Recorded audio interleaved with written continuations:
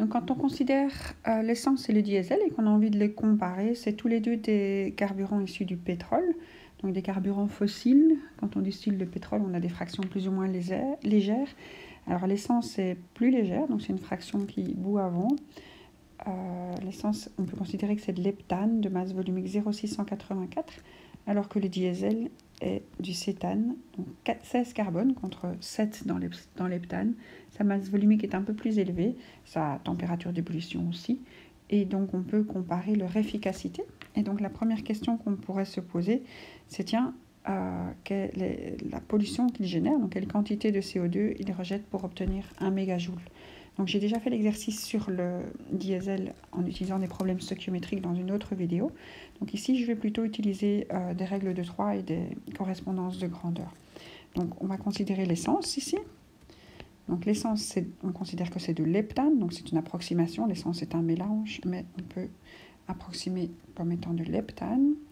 C'est 7. Alors combien y a-t-il d'hydrogène dans l'heptane? On doit faire 2N plus 2, donc 7 fois 2, 14, plus 2, 16.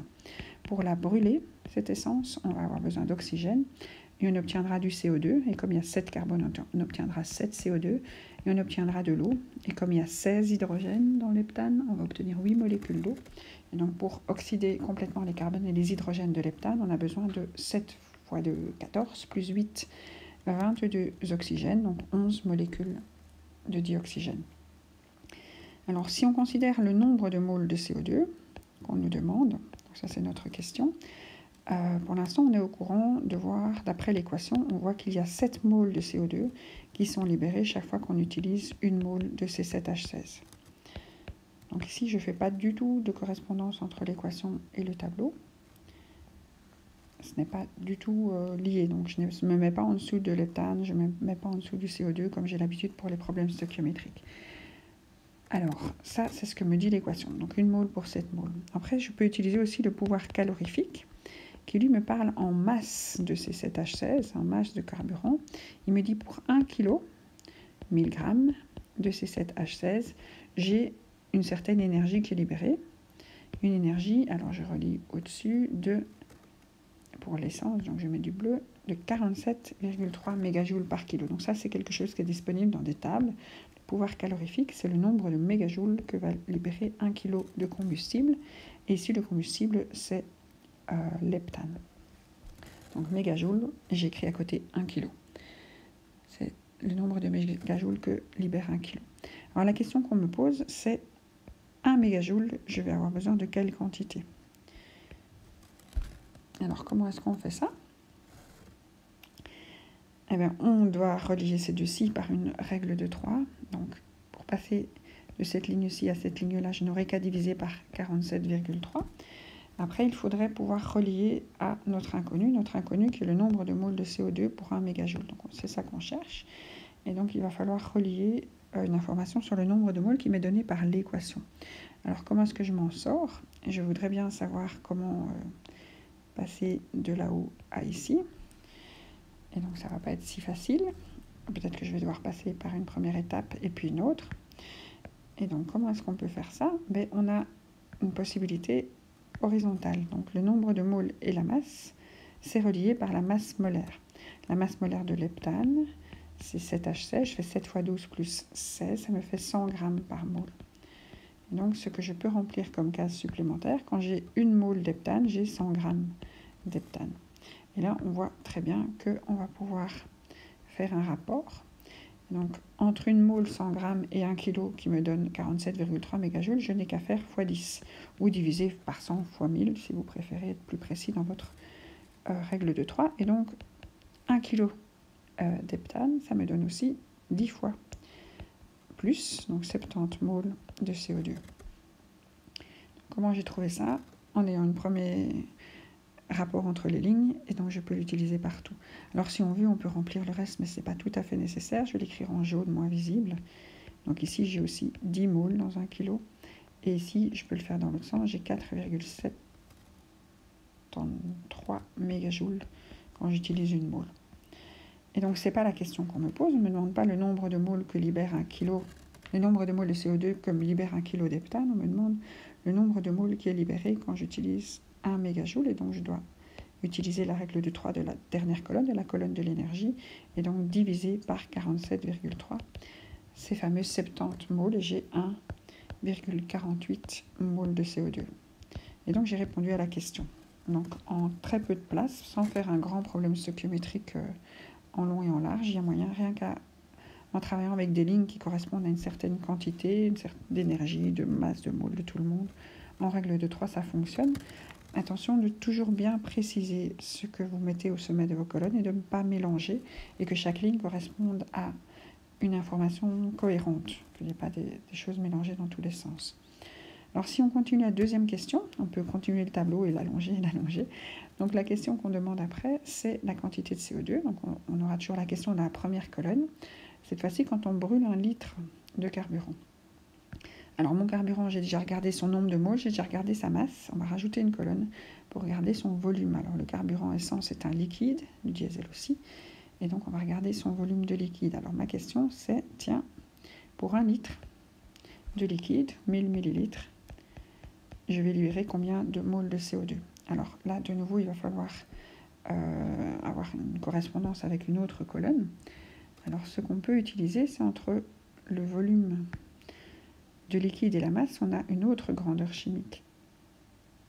Donc, attention, ça doit correspondre toujours au même composé. Donc, quand on considère toujours ici le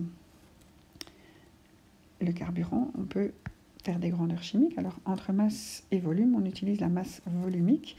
Et la masse volumique de l'heptane, on l'a donnée un peu plus haut dans l'énoncé. C'était 0,684. Alors, des kilos par litre, c'est la même chose que des grammes par millilitre.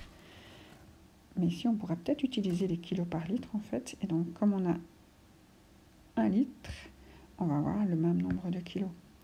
Donc 0,684 grammes par millilitre, 684 kilos par litre, non 0,684 kilos par litre.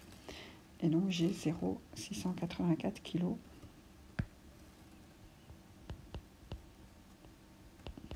ou 684 grammes quand j'ai 1 litre. Donc sur la ligne ici, où j'ai 1 litre.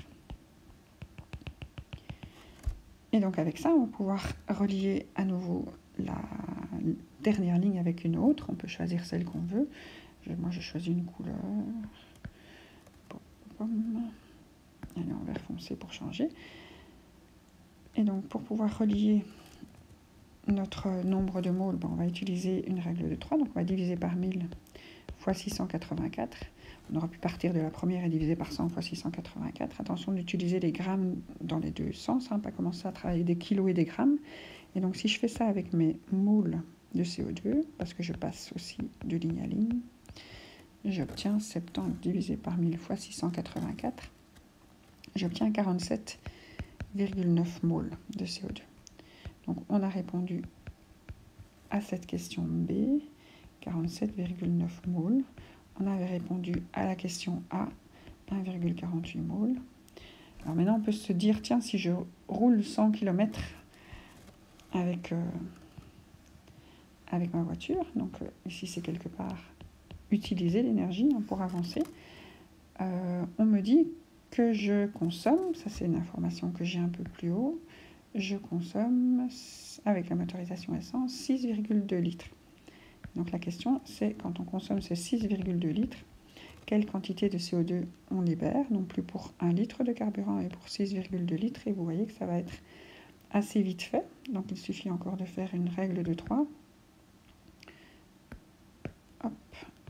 Oula, c'était pas prévu que ça soit si épais. Donc la règle de 3, ici, on va multiplier par 6,2. Donc le nombre de moles qu'on a eu pour 1 litre, on multiplie par 6,2 et on aura le nombre de moles pour 6,2 litres de carburant. Et donc ici, pour les 100 km, on est à 296,98 moles de CO2. Ça paraît pas grand-chose, mais il faut chaque fois multiplier par 22,4 si vous voulez voir le volume. Alors, ce que le concessionnaire, je ne sais pas si c'est un concessionnaire, c'est plutôt le fabricant, doit aussi donner comme information. Donc on va d'abord répondre ici. Quelle quantité de CO2 est rejetée pour faire 100 km? Donc on a dû aller chercher la consommation, mais on a trouvé la réponse, c'est 296,98 moles. Alors au kilomètre, on va devoir comparer, on peut comparer l'information. Et donc ici, je vais travailler pour 1 km. Et donc je vais tout diviser par 100. Et donc ma quantité de CO2 est aussi divisée par 100 quand je ne fais plus qu'un seul kilomètre. Donc je suis à 2,9698, donc 2,97 moles. Et on nous demande de transformer ça en grammes, en masse. Alors, on pourrait rajouter une colonne où on met la masse de CO2. Et comme tout à l'heure, on avait relié le nombre de moles et la masse du carburant. Ici, on peut relier aussi le nombre de moles et la masse de CO2 avec la masse molaire du CO2, qui vaut 44 grammes par mole, 12 plus 2 fois 16. Et donc ici, la question qu'on se pose pour aller du nombre de moles de CO2 à la masse de CO2, au gramme de CO2, on va... Alors, multiplier ou diviser, j'ai toujours besoin de l'écrire. Donc, je cherche la masse, j'utilise le nombre de moles et la masse molaire, des moles, des grammes par mole, on multiplie. Et donc, je vais faire 2,97 multiplié par 44. Et j'obtiens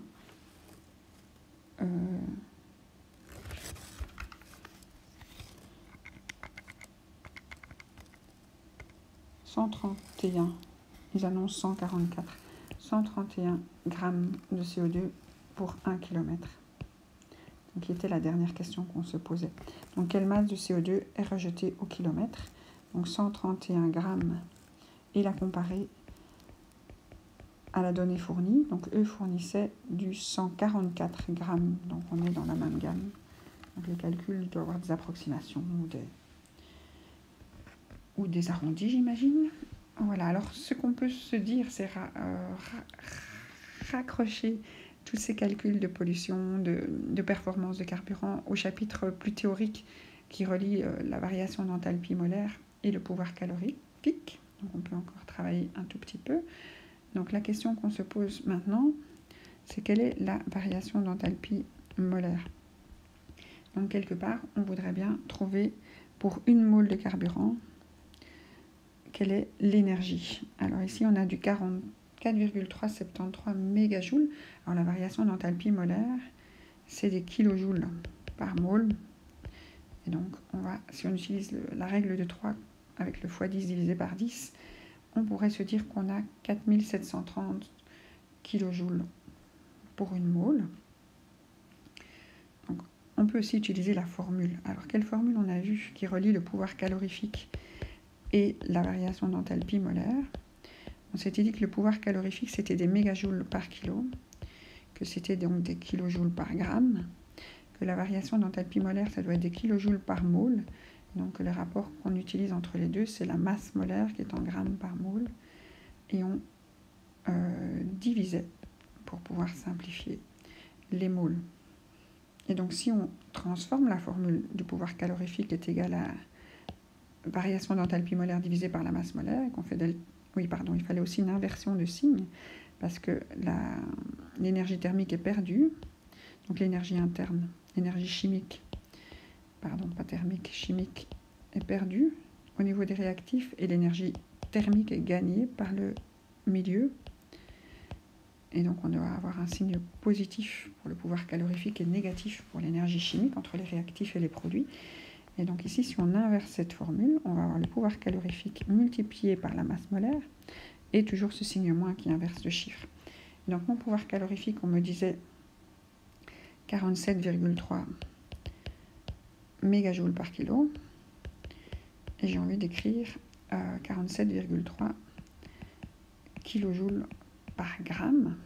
Et je multiplie par la masse molaire de l'heptane. Donc c'était 100 grammes par mole. Et si je multiplie, je vais pouvoir simplifier. On obtient les 4730 kilojoules par mole. On rajoute le signe moins de l'histoire du perdu-gagné. Et on obtient le fameux chiffre qu'on avait ici dans le tableau, s'il réapparaît en jaune.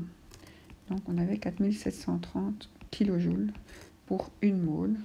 Donc c'est bien un ΔH molaire qu'on a dans ce petit coin de tableau. Donc ce tableau apporte énormément de valeurs, de correspondances. Il y en a qui peuvent être complètement perdus avec ça. Et donc il y a une technique où on se pose une question à la fois, à chaque fois en se calant sur le problème stoichiométrique, en ajoutant en fait l'énergie comme étant un composant obtenu lors de l'équation. Donc pour ça, la vidéo sur le diesel utilise la technique sur les problèmes stoichiométriques.